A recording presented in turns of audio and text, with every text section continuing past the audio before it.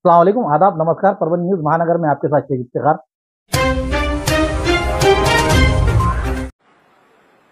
हिंदवी स्वराज्याचे सरसंस्थापक छत्रपती शिवरायांना मानाचा मुजरा करतो। भारतीय राज्यघटनेचे शिल्पकार भारतरत्न डॉक्टर बाबासाहेब आंबेडकर यांना मानवंदना अर्पित करतो। राजकारणामध्ये ज्यांनी उत्तम दिशा दाखवली आणि समाजकार्य करायला शिकवलं ते आमचे नेते गोपीनाथरावजी मुंडे साहेब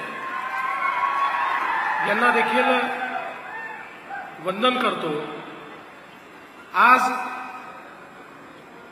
रेल्वेच्या उद्घाटनाच्या निमित्ताने मंचावर उपस्थित असलेले राज्याचे लोकप्रिय उपमुख्यमंत्री आणि आपल्या जिल्ह्याचे पालकमंत्री माननीय अजितदादा पवार, मंत्रिमंडळातील आमच्या सहकारी आणि ज्यांनी स्वर्गीय मुंडे साहेबांचा वारसा अतिशय समर्थपणे चालवला आहे त्या पंकजाताई मुंडे, ज्येष्ठ खासदार रजनीताई पाटील, आपल्या जिल्ह्याचे खासदार बजरंगअण्णा सोनवणे, आमचे मित्र आमदार धनंजयजी मुंडे, आमदार विक्रमजी काळे, आमदार नमिताताई मुंदडा, आमदार विजयसिंह पंडित, भीमरावजी धोंडे, समीरजी काझी, शंकरजी देशमुख, केशवराव आंधळे, राम कुलकर्णी, धर्मवीरजी मीणा, जितेंद्र पापळकर, वीरेंद्रजी मिश्रा, विवेक जॉन्सन, नवनीत कावत, मनिंदर उत्पल, श्यामसुंदर गुप्ता, मंचावरील सर्व मान्यवर आणि उपस्थित सर्व भगिनी आणि बंधूंनो, आज खरोखर बीडच्या जनतेकरता हा स्वप्नपूर्तीचा योग आहे। अनेक दशकाच्या प्रयत्नानंतर खऱ्या अर्थानं आपल्या स्वप्नातली रेल्वे या सुरू होते आणि मगाशी उल्लेख झाला, केशर काकू क्षीरसागर असतील किंवा आमचे नेते गोपीनाथराव मुंडे साहेब असतील, यांनी या रेल्वेचं स्वप्न केवळ बघितलं नाही तर मुंडे साहेबांनी या रेल्वेचं स्वप्न प्रत्यक्षात आणण्याकरता एक मोठा संघर्ष देखील केला आणि म्हणूनच आज मी असं म्हणू शकतो की हा पितृपक्ष चाललेला आहे। आपण अखरपक म्हणतो, पितृपक्षामध्ये आपल्या पितरांना काहीतरी अर्पण करायचं असतं, त्यांच्या आवडीच्या गोष्टी त्यांना द्यायच्या असतात। आमच्या मुंडे साहेबांच्या आवडीचा विषय काय होता तर बीडची रेल्वे होती, ती आज आम्ही त्यांना या ठिकाणी अर्पण करतोय।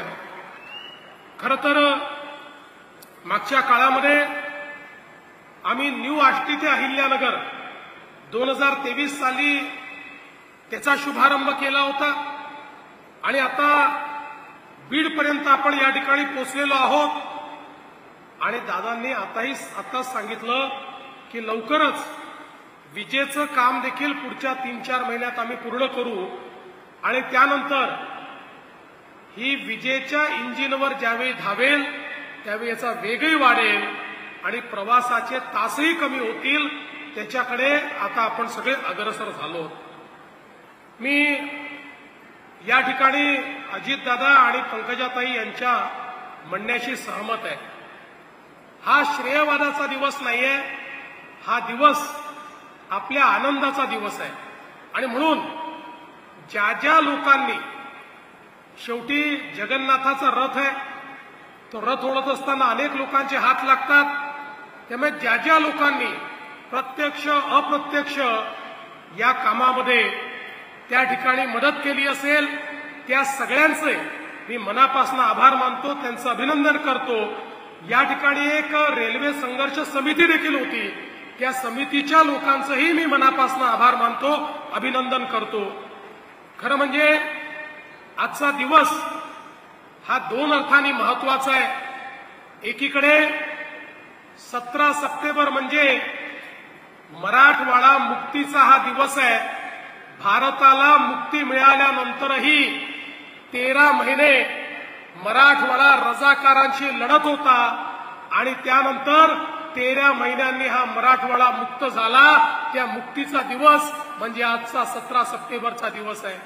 आणि त्याच वेळी या रेल्वेला पूर्ण करण्याकरता ज्या व्यक्तीचा आशीर्वाद आपल्याला लाभला आणि ज्यांनी सतत गेले 10 वर्ष केंद्र सरकारच्या माध्यमातून आम्हाला पैसे कमी पडू दिले नाहीत, ते देशाचे प्रधानमंत्री माननीय नरेंद्र मोदीजी यांचाही आज जन्मदिवस आहे।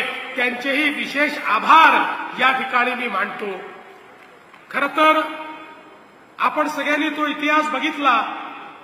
2008 साली, त्याच्या आधी 99 साली या संदर्भातले ठराव झाले, त्याचा मंत्रिमंडळ ठराव झाला। पण केंद्र सरकार आणि राज्य सरकारने जे 50% पैसे द्यायचे होते त्याचं गणित बसत नव्हतं।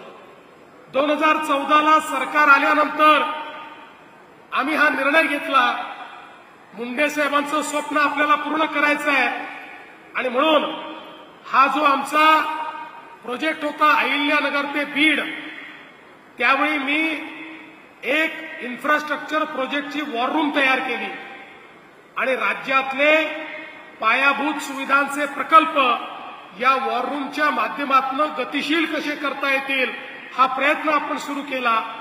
पुन्हा एकदा आपल्याला केंद्र सरकारने विचारलं की तुम्ही 50% पैसे द्यायला तयार आहात का? आम्ही सांगितलं जेवढे पैसे केंद्र सरकार देईल तेवढेच पैसे आम्ही द्यायला तयार आहोत आणि आपण वॉर रूम प्रोजेक्ट म्हणून पैसेही दिले आणि सातत्याने याचा पाठपुरावा आपण करत होतो।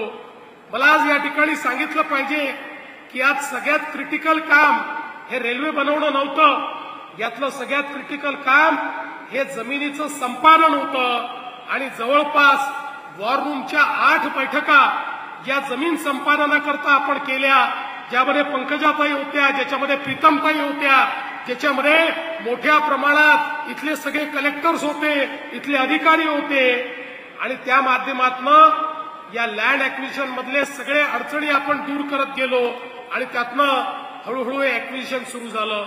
मला हेही नमूद केलं पाहिजे की मध्यंतरीच्या काळामध्ये ज्यावेळेस काही काळ सत्ता बदल झाला त्यावेळी तेव्हाच्या सरकारने निर्णय घेतला की कुठल्याच रेल्वे प्रकल्पाला आम्ही 50% पैसे देणार नाही। त्यामुळे राज्यातल्या सगळ्या रेल्वे प्रकल्पांचं काम हे त्या ठिकाणी रखडलं होतं।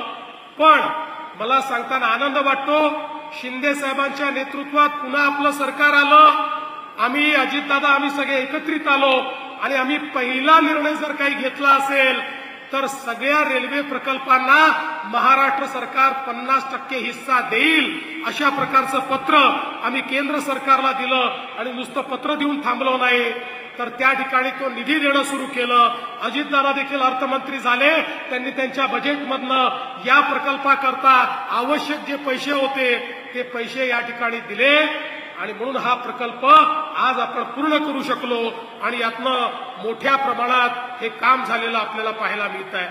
आणि म्हणून मी याकरता मोदीजींचे आभार मानेन की मोदीजींनी गेल्या 10 वर्षामध्ये मराठवाड्यातल्या रेल्वे प्रकल्पाकरता 21,000 कोटी रुपये दिले। 21,000 कोटी रुपये।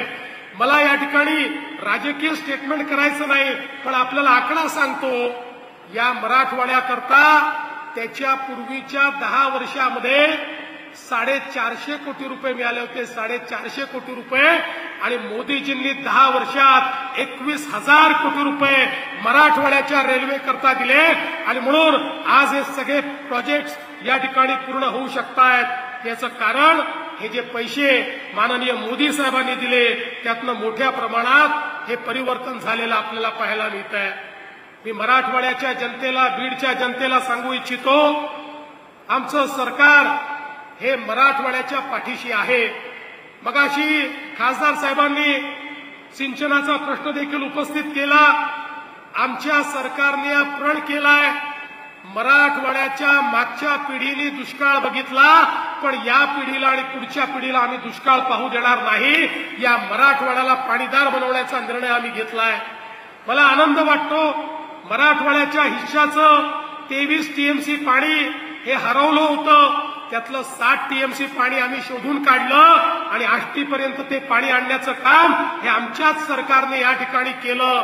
पण तेवढं करून चालणार नाही. आता पुन्हा एकदा त्या ठिकाणी कृष्णा खोऱ्यातलं जे पुराचं पाणी आहे, सांगली आणि कोल्हापूरचं ते पाणी, आता एक नवीन प्रकल्प आम्ही हातामध्ये घेतलाय आणि जवळपास 36 टीएमसी पाणी हे तिथनं आम्ही पुन्हा उजनीमध्ये आणतो आणि उजनीमधनं ते मराठवाड्यामध्ये आणण्याचं काम या ठिकाणी आमचं सरकार करेल. आणि एवढंच नाही तर उल्हास खोऱ्यामध्ये वाहून जाणारं 54 टीएमसी पाणी हे देखील उचलून आम्ही या मराठवाड्यामध्ये गोदावरीच्या खोऱ्यामध्ये आणणार आहोत. आणि गोदावरीच्या खोऱ्याला तुटीच्या खोऱ्यापासनं त्या ठिकाणी पाण्याचं खोरं बनवून त्यातनं संपूर्ण मराठवाड्यामध्ये पाण्याचं जाळं विणण्याचं काम आम्ही करणार आहोत. मराठवाड्यातला दुष्काळ हा भूतकाळ काळाचा निर्णय आम्ही घेतलेला आहे. आणि हे करत असताना या गोष्टी केवळ कागदावर नाही आहेत, याच्या सगळ्या मान्यता आम्ही घेतल्या आहेत. काहींचं टेंडर आम्ही काढतो. 54 टीएमसीचं या ठिकाणी अंतिम अन्वेषण चाललेलं आहे आणि पुढच्या वर्षी त्याचंही टेंडर आम्ही काढू आणि याच पिढीला ते काम पाहता येईल. आणि पुढच्या पिढीला तर दुष्काळ काय आहे हे देखील या ठिकाणी माहीत असणार नाही. अशा प्रकारे मराठवाड्याचं चित्र बदलण्याचा प्रयत्न आमचा आहे. आणि म्हणून मी आपल्याला एवढंच सांगतो की आज सरकार सर्व परीने आपल्या पाठीशी आहे. आणि आता अजितदादांनी सांगितलं, या बीड जिल्ह्याच्या सर्वांगीण विकासाकरता जे काही प्रकल्प या ठिकाणी आमचे लोकप्रतिनिधी असतील, आपण सगळे मिळून मांडाल, त्याच्याकरता अजितदादा असतील, मी असेल किंवा शिंदे साहेब असतील, आम्ही कुठल्याही परिस्थितीमध्ये त्या प्रकल्पांच्या पाठीशी उभे राहू. हात अकडता न घेता त्या प्रकल्पांना आवश्यक तो सर्व निधी आपण उपलब्ध करून देऊ, हा विश्वास मी आपल्या सर्वांना देतो. पुन्हा एकदा बीडकरांचं अतिशय मनापासून अभिनंदन करतो. ही रेल्वे पोचलेली नाही, ही विकासाची एक वाहिनी तुमच्यापर्यंत पोचली आहे, लक्षात ठेवा. जिथे रेल्वे पोचते तिथेच विकास पोचतो. त्यामुळे विकासाची वाहिनी तुमच्यापर्यंत पोचल्याबद्दल तुमचं मनापासून अभिनंदन करतो आणि माझं बोलणं संपवतो. धन्यवाद. जय हिंद, जय महाराष्ट्र. खूप खूप धन्यवाद. शादी वलीमा, कंदोरी व अन्य प्रोग्राम्स के लिए एक ही नाम, डायमंड हॉल.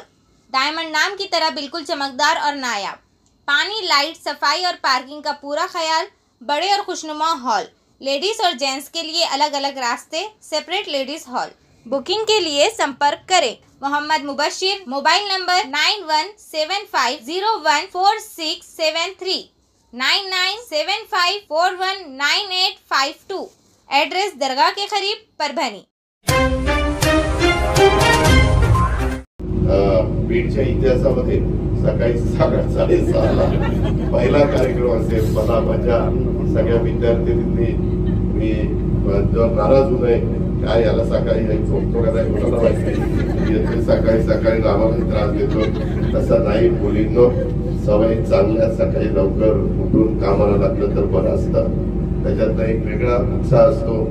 आपल्या पूर्वजांनी पण ती शिकवण आपल्याला दिलेली आहे आणि त्याच्यामुळं पहिलाच अशा प्रकारचा अगदी अॅक्युरेट, मी वेळेला महत्व देत असतो, निवेदन सांगत होता.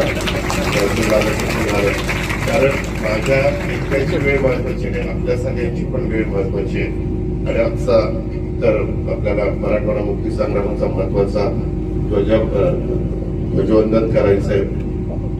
बाकीच्या सगळ्या गोष्टी आहेत त्या आपण करणार आहोत. आज मुख्यमंत्री पण येत आहेत.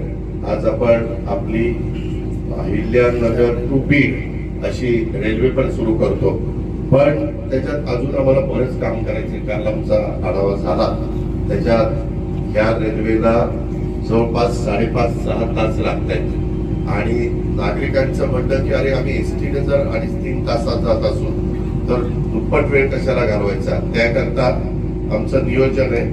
आम्ही ते त्याच्यामध्ये इलेक्ट्रिकची व्यवस्था ही कशी करता येईल, काही अजून छोट्या छोट्या काही गोष्टी आहेत त्याही आम्ही दुरुस्त करतोय, टप्प्याटप्प्याने पुढे जातोय. परंतु बीडकरांना आठवत असेल कितीतरी निवडणुका आल्या, कितीतरी निवडणुका गेल्या, कितीतरी खासदारकीच्या उमेदवारांनी सांगितलं तुम्ही मला निवडून द्या, मी रेल्वे चालू करतो, पण काही रेल्वे चालू झाली नाही. आणि आम्ही मात्र ठरवलेलं होतं, इथं पालकमंत्री म्हणून जबाबदारी घेतल्यानंतर मी माझ्या सहकार्यांनाही सांगितलं आणि इथल्या प्रशासन चांगलं म्हणजे एअरस्ट्रीप म्हणजे धावपट्टी विमानतळ हे आपण करतोय. तेही लवकरच त्याचा सर्वे वगैरे होऊन त्याचंही काम कसं गतीनं सुरू करता येईल अशा प्रकारचा आमचा प्रयत्न राहणार आहे. रेल्वे पण उद्याच्याला ती फास्ट होऊन ही आपल्याला बीड तो अहिल्यानगर नाही, आपण पहिल्या टप्प्यात पुढच्या टप्प्यात आपल्याला परळी करत करत पुण्याला जायचंय. पुण्यामध्ये आता आमच्याकडं जे स्टेशन आहे त्या स्टेशन मध्ये कुठेही जागा नाहीये, प्लॅटफॉर्म नाहीये, म्हणून आता नवीन काम आम्ही हडपसरला सुरू केलेलं आहे. काल का परवाच तुम्ही टीव्हीला बघितलं होतं असेल, मी हडपसरमध्ये फिरत होतो त्यावेळेसच आढावा घेतला आणि तिथल्या कमिशनर आणि कलेक्टर सगळ्यांना सांगितलंय की हे रेल्वे विभागाचं काम असलं तरी आपल्याकडनं कुठली अडचण त्यांना येऊन देऊ नका. तो प्लॅटफॉर्म तिथला तयार झाला की मग आपलं बीड टू पुणा ही आपण सुरू करणार आहे, ज्याची गरज माझ्या बीडवासियांना आहे. कारण पुण्यामध्ये बरेच बीडवासी येऊन राहतात नोकरीच्या निमित्तानं, व्यवसायाच्या निमित्तानं, शिक्षणाच्या निमित्तानं, आणि त्याच्यामुळे त्या आमच्या मुलांना, मुलींना आणि आमच्या बंधू भगिनींना पण त्याचा उपयोग होईल. आणि पुढं असंच आम्हाला मुंबईपर्यंत जायचं, पण मुंबईला पण आज आपलं छत्रपती शिवाजी महाराजांच्या नावाची टर्मिनल आहे ते सीएचचे, तिथेही जागा नाहीये आणि दादरलाही जागा नाही. त्याच्यामुळं जसं आम्ही पुण्यामध्ये हडपसरची एक नवीन स्टेशन तिथं करतोय तशा पद्धतीनं मुंबईमध्ये देखील असणारी वाहतुकीची व्यवस्था लक्षात घेता तिथेही आपल्याला करायचंय. त्याच्यात पण आमच्या चांगल्या वंदे भारत ट्रेन पंतप्रधान नरेंद्र मोदी साहेबांच्या नेतृत्वाखाली या काळामध्ये इतक्या मोठ्या मोठ्या प्रमाणावर ट्रेन सुरू झाल्यात. लवकरच पुढे ट्रेन होणार आहे. बऱ्याच ठिकाणी आम्ही मेट्रो सुरू करतोय. जेवढं काही पब्लिक सर्व्हिस ट्रान्सपोर्ट चांगल्यातली चांगली व्यवस्थितपणे आरामदायी करता येईल अशा प्रकारचा आमच्या केंद्र सरकारचा प्रयत्न, आमच्या राज्य सरकारचा प्रयत्न आहे आणि आम्ही त्या रस्त्याने चाललेलो आहे. त्याला तुमचे आशीर्वाद, त्याला तुमचा भरभक्कम पाठिंबा, त्याला तुमचं सहकार्य आम्हाला हवंय. ते आपण द्यावं आणि त्याच्यातून जेवढ्या काही सुधारणा या आमच्या पालकमंत्री म्हणून मी बीडचं प्रतिनिधित्व करत असताना मला बीडकरांना देता येईल त्या देणार आहे. खरं तर आज अजून एक मला कार्यक्रम घ्यायचा होता, बीडचं क्रीडा संकुल, पण त्याच्यामध्ये काही मला थोडीशी अडचण कलेक्टरांनी सांगितली. ती अडचण आम्ही 8 दिवसात पूर्ण करू, 8-15 दिवसात, आणि पुढच्या ट्रिपला येईल त्यावेळेस ते पण आम्ही भूमिपूजन 25 कोटी रुपये आम्ही त्याला मंजूर केलेले आहेत. तिथं पण चांगल्या प्रकारच्या सुविधा आमच्या मुलींच्या करता, आमच्या मुलांच्या करता, आमच्या वयस्कर लोकांच्या करता, कारण सगळ्यांनाच बरेच जण तर सकाळी चालायला, फिरायला, चांगल्या स्वच्छ हवेमध्ये आवडतं, त्याच्याकरता त्याही सगळ्या गोष्टी त्याच्यात इन्व्हॉल्व करायचा आमचा. पुरानी बीमारियों की शर्तिया इलाज, घुटने के दर्द, शुगर, बवासीर, गुर्दे की पथरी, सफेद दाग, हार्ट अटैक, अस्थमा, एलर्जी, दाग कोड़ की बीमारी, गांठियों से पीड़ित, अन्य बीमारियों से परेशान होते तुरंत संपर्क करें डॉक्टर गोविंद कामटे, आयुर्वेदिक विद्या विशारद, बालाजी आयुर्वेदिक प्राकृतिक चिकित्सा केंद्र। एड्रेस तलाठी कार्यालय के पीछे, बसमत रोड, परभणी। समय सुबह 9 बजे से दोपहर 2 बजे तक, शाम 5 बजे से रात 9 बजे तक। Mobile number 9921691008। मराठवाड्याच्या रेल्वेच्या इतिहासात आजचा दिवस हा स्वर्णिम त्याच्यामध्ये दिवस आहे। हा मार्ग केवळ 2 जिल्ह्याला जोडणारा नाहीये, तर लाखो लोकांच्या स्वप्नांना जोडणारा आहे। आणि इथं आपल्याला थांबायचं नाही। आज पहिल्यांदा ही रेल्वेला मुख्यमंत्र्यांनी हरी झेंडी दाखवल्यावर आजच्या दिवशी फक्त मोफत प्रवास करायचा आहे, परत तिकीट काढून प्रवास करायचा आहे। नाहीतर म्हणाल त्या दिवशी आम्हाला फुकट दिलं ना, आता काय पैसे घेताय। आजच्या दिवसापुरतच आहे, कारण आज उद्घाटन आहे। त्याच्यामुळं सवयी चांगल्या लावा. नाहीतर मी मागापासून बघतोय, मी महाराष्ट्रात फिरत असतो, वेगवेगळ्या भागात जात असतो, परंतु तुम्ही असे आज चेकाळलाय, तुमचे नेते उठले की वो काय तुम्ही कधी रे सुधारणार तुम्ही.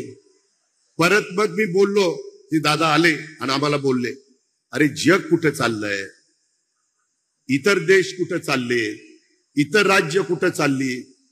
आपण जरा आत्मचिंतन आत्मपरीक्षण करा, कशामध्ये आपण वाद घालतो, कशा करता समाजामध्ये तेढ निर्माण करता. अरे आपण सगळे माणूस आहेत, माणुसकी दाखवा. शेवटी आमच्या राज्याला, महायुती सरकारला सर्व जाती धर्माला न्याय द्यायचा. आम्ही जातीचं पातीचं नात्याचं गोत्याचं राजकारण करायला आलेलो नाहीये, आम्ही समाजाचं भलं करायला आलेलो नाही. देशाचे पंतप्रधान आमच्या पाठीशी आहे, केंद्र सरकार आमच्या पाठीशी आहे, राज्याचे मुख्यमंत्री सतत त्या ठिकाणी काम करतायत. कुठल्याही विकास कामाच्या बद्दल कुणी जर अडथळा आणला तर अधिकाऱ्यांना सांगतात इथं राजकारण करायचं नाही, इथं समाजाचं हित बघायचंय. ह्या पद्धतीनं काम चाललंय. आज गेल्या काही महिन्या मला तर आज इतकं वाईट वाटलं की मी सहज विचार करत होतो, केशर काकू क्षीरसागरांच्या काळात भूमिपूजन झालं, त्याच्यानंतर रजनीताई पाटील खासदार झाल्या, नंतर जयसिंगराव गायकवाड 2 वेळेला खासदार झाले, नंतर मुंडे साहेब 1 वेळेला खासदार झाले, नंतर अचानक ते आपल्याला सोडून गेले, त्यांना मी भावपूर्ण श्रद्धांजली अर्पण करतो. त्याच्यामध्ये नंतर प्रीतमताई राहिलेल्या टर्म मध्ये आल्या, नंतर अजून एक टर्म प्रीतमताईंना मिळाली आणि आता बजरंग सोनवणे आले. एवढे खासदार झाले तेव्हा कुठं आपली रेल्वे अजून पण पुढे जायची आहे.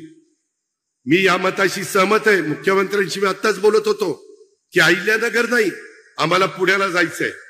पुण्यापर्यंत हडपसरला तिथं आम्ही आता व्यवस्थितपणे स्टेशन करतोय आणि पुण्यानंतर आपल्याला मुंबईला जायचंय. मुंबईला देखील तिथं प्लॅटफॉर्म उपलब्ध होत नाही, परंतु त्याच्याकरता देखील रेल्वे मंत्र्यांनी लक्ष घातलंय. देशाचे पंतप्रधान नरेंद्र मोदी साहेब झाल्यापासून त्याच्यामध्ये बुलेट ट्रेन, त्याच्यामध्ये वंदे भारत ट्रेन, त्याच्यामध्ये अनेक शहरांच्या मध्ये मेट्रो, त्याच्यामध्ये आपल्या इथं अनेक जुने प्रलंबित राहिलेले रेल्वेचे प्रकल्प, अनेक रेल्वे स्टेशन, इतकी सुंदर रेल्वे स्टेशन वेगवेगळ्या भागातली होत आहे. हे आपल्या सर्वांचं काम आहे. हे रेल्वे स्टेशन पण अजून काही थोडंसं काम राहिलंय. मी सकाळी मीना साहेबांशी आणि बाकीच्या मान्यवरांशी बोलत होतो. मित्रांनो, तुम्ही नको तिथे राजकारण आणू नका.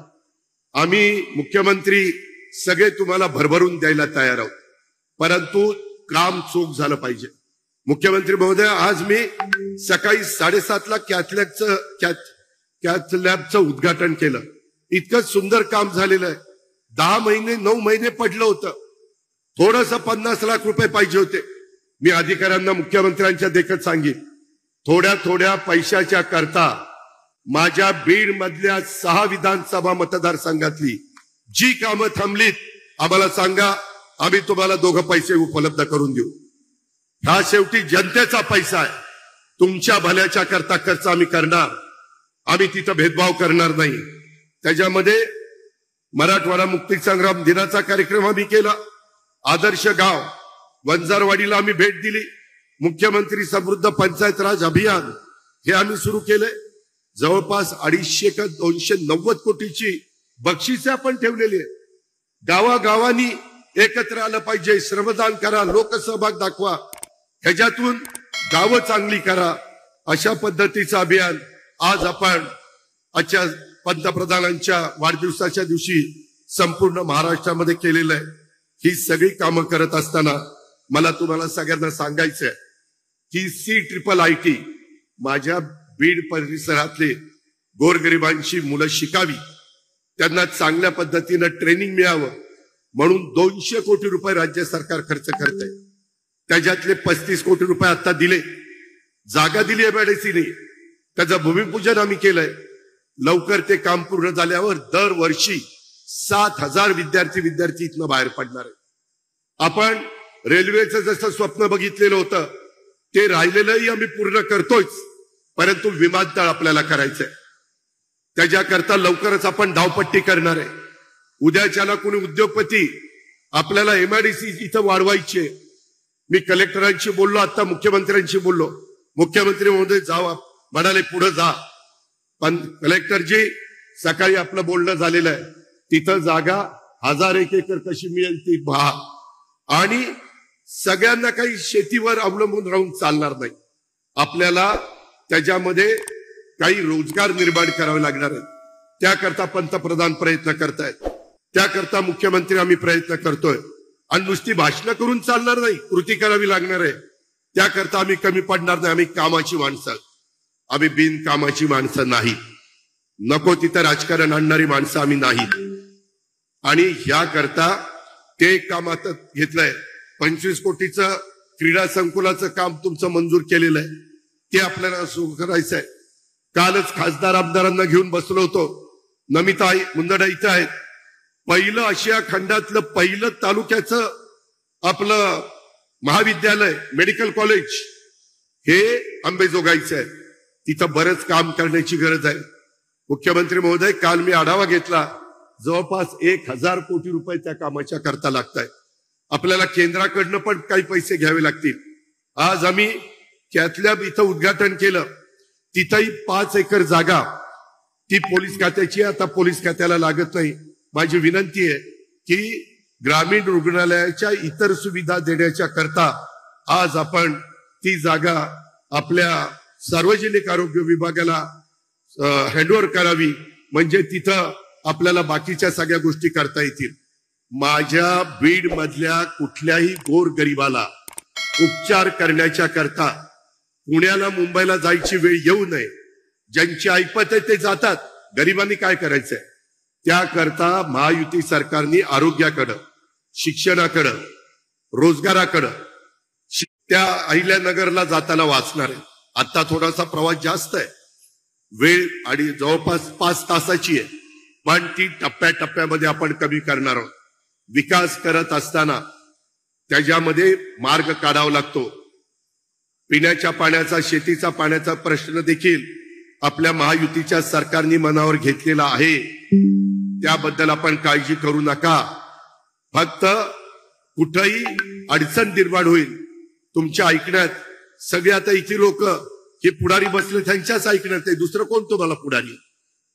जे काही आहेत, काही मुंडे भाऊ बहिणीचं ऐकणार आहेत आणि काही बजरंगाचं ऐकणार आहेत, आणि थोडीफार राहिली ती माझं आणि मुख्यमंत्र्याचं ऐकणार आहे.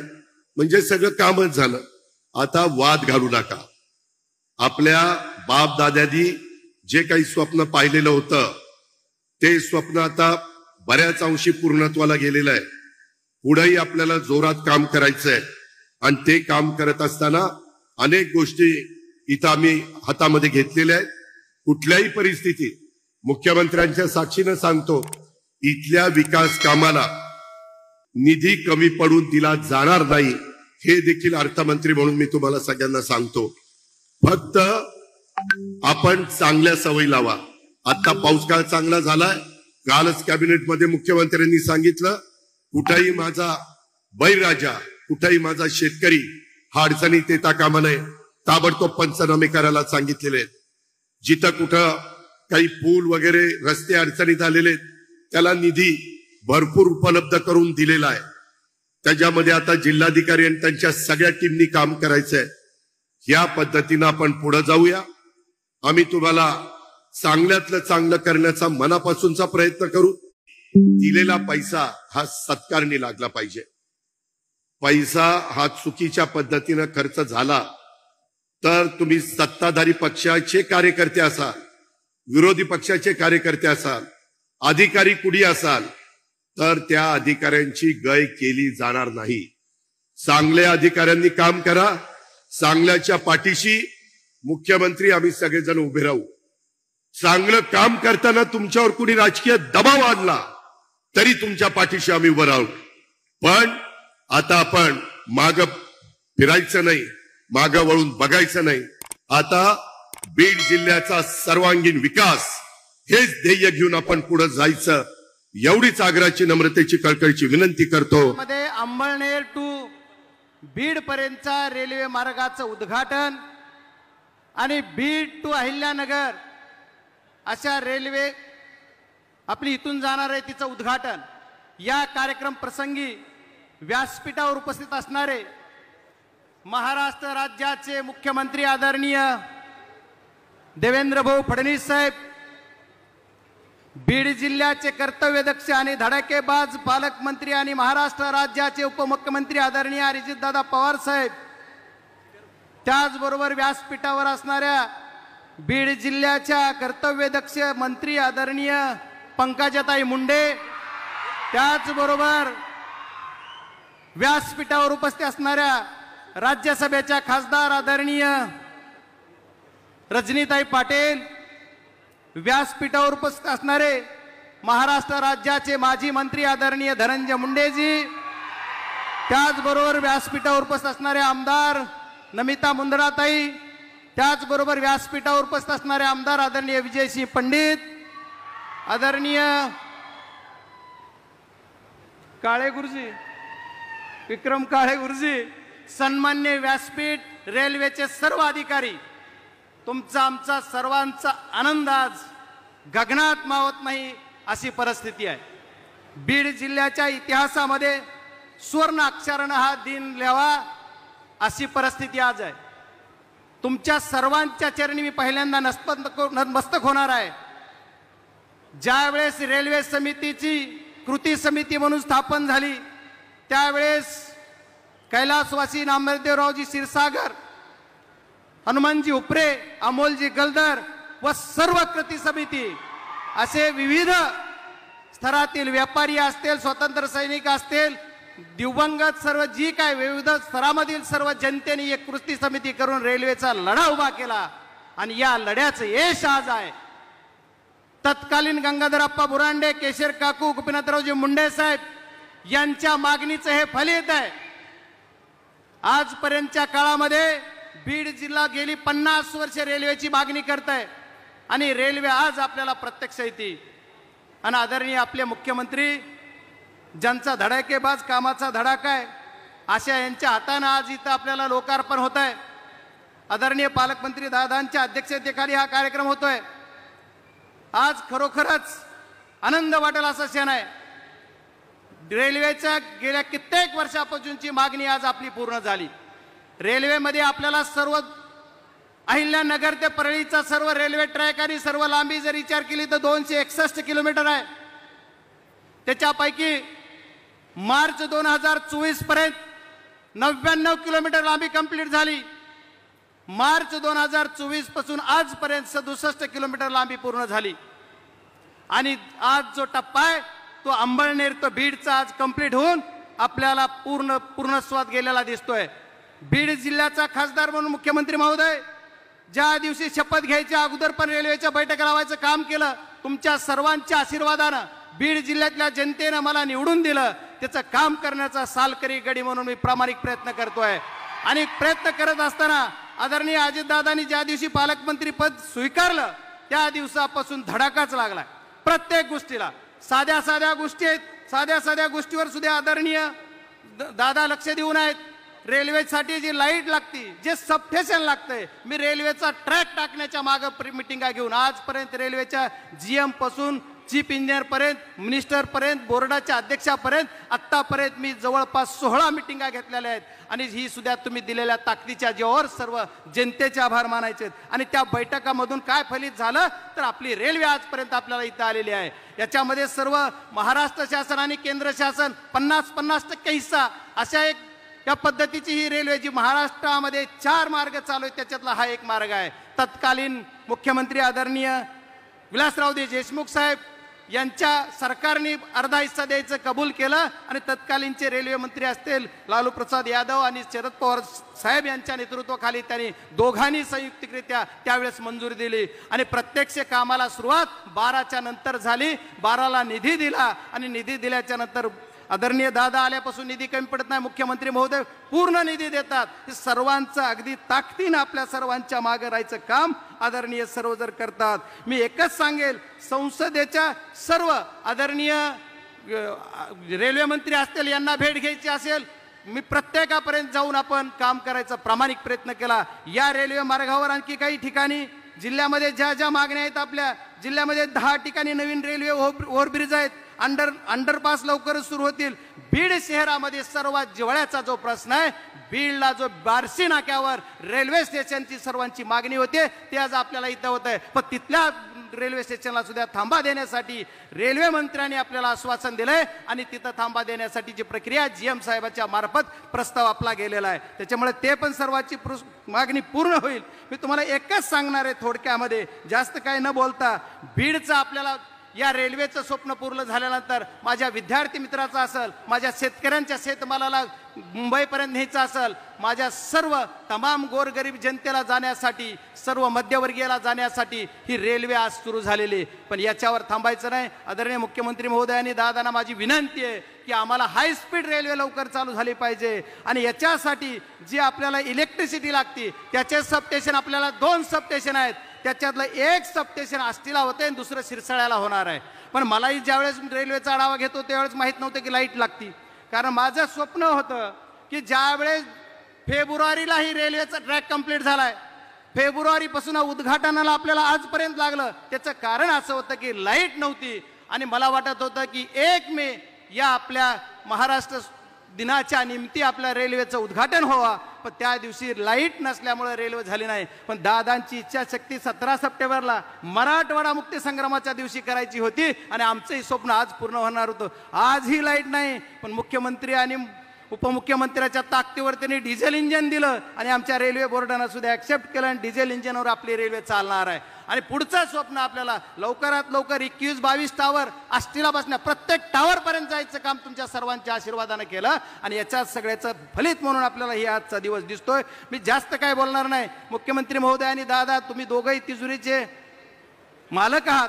माझी एकच विनंती आहे, आम्ही एक नवीन रेल्वे मार्गासाठी आणखी एक मी 9 करोड रुपयाचा निधी केंद्राकडून टाकून घेतला, जी सोलापूर ते संभाजीनगर, म्हणजे आज आपल्याला आमच्या धाराशिव पासून येडशी पर्यंत झालेले तुळजापूर, तिथून पुढच्या रविल मार्गासाठी जर आमची फिजिबिलिटी नाही आली तर याच धर्तीवर आपण आणखी आमचा महाराष्ट्र शासनाचा हिस्सा देण्याची शिफारस करा। मी दादा आपल्याला DPTC बोललो होतो, तशा पद्धतीने आपण पत्र द्यायचं आश्वासन दिलं। मुख्यमंत्री महोदयाने माझी विनंती आहे की आपण असं कराल अशी अपेक्षा व्यक्त करतो। बाकी भरपूर आहे पण मान्यवर बोलणार आहेत। मी एकच 2 मागण्या, आदरणीय दादा आणि मुख्यमंत्री, आपल्याला कधी दोघं एका स्टेजवर भेटायचे मला माहित नाही, पण आदरणीय दादांचं धडाकेबाज काम करणं, पुण्याचा ढाण्या वाघ म्हणून ज्यांना ओळखतं अशा दादांचं धडाकेबाज काम करणं बीडमध्ये करत असताना त्याच पद्धतीनं करतायत असं म्हणलं तरी हरकत नाही।